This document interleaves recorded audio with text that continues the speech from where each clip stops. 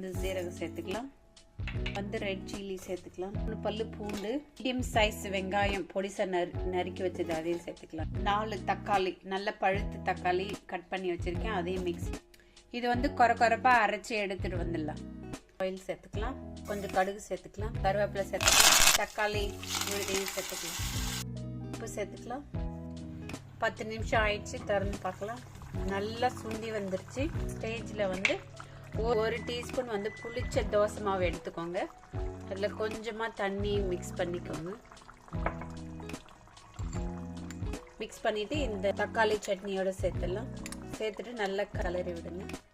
தோசை மாவு சேர்த்து 1 மினிட் ஆயிடுச்சுங்க. இது வந்து அவ்வளோதாங்க, ரெடி ஆயிடுச்சு தக்காளி சட்னி. இது வந்து ஒரு பாத்திரத்துக்கு மாற்றிக்கலாம். சூப்பரான தக்காளி சட்னி ரெடிங்க. இப்போ வந்து சுட சுட இட்லியோட சாப்பிட போகிறேன்.